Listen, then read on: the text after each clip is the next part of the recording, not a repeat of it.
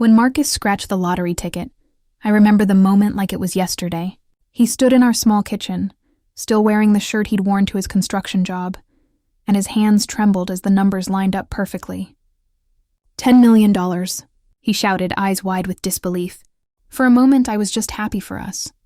For the years we'd struggled, for the overdue bills, for the nights I worked 2 shifts at the diner while he looked for work. We hugged, we cried, and I thought this was finally our chance to start fresh. But little did I know, that single ticket would reveal a side of my husband I'd never seen before. Within days, Marcus began changing. He started dressing differently, talking differently, and treating me like an inconvenience. When he hired an expensive lawyer to manage the winnings, I felt something twist inside me. He didn't even consult me, not once.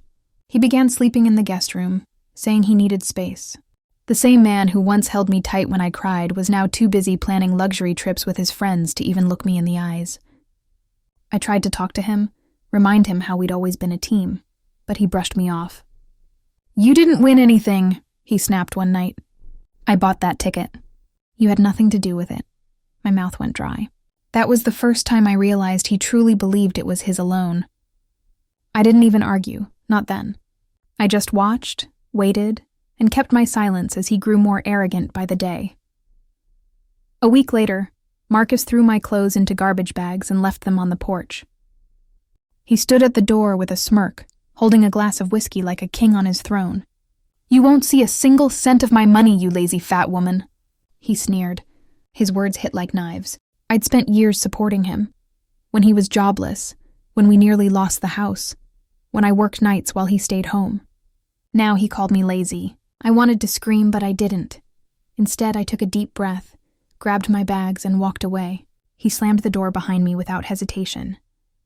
I spent the first night in my sister's guest room, crying quietly into the pillow. She wanted to call a lawyer, but I told her no. There was something Marcus didn't know.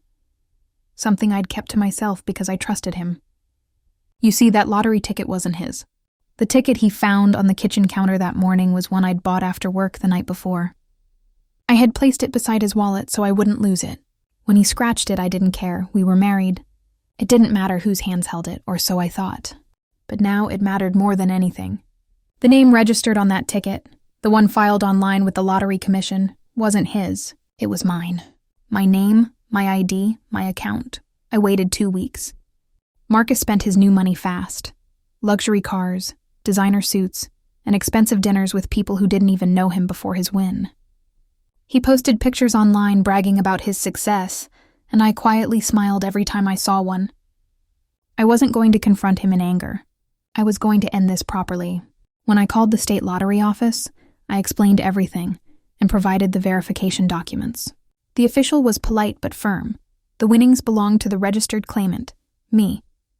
They confirmed the transfer was already in process. My hands shook as I hung up the phone, not from fear but from pure relief. 2 days later, Marcus called me. For the first time in weeks, his voice was panicked. "Sasha, they froze my accounts. I can't access anything." "What did you do?" I let him talk, pretending to be confused. "Oh, maybe they're checking something," I said softly. Inside, I felt an almost divine sense of justice. When he realized the truth, that every dollar he'd claimed was legally mine, he broke down completely. He showed up at my sister's door the next day, wearing the same shirt from the night he kicked me out.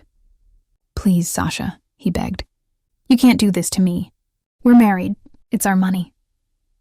I looked at him for a long moment, then quietly said, "You're right, Marcus. We were married, but you made sure I wasn't part of your success. You kicked me out, remember?" His eyes filled with shame, but I didn't let it sway me. I had already filed for divorce.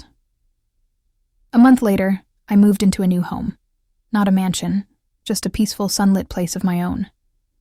I donated part of the winnings to women's shelters, started a scholarship fund for single mothers, and finally opened the bakery I'd always dreamed of. Marcus tried reaching out several times, asking for forgiveness, money, or both, but I never answered.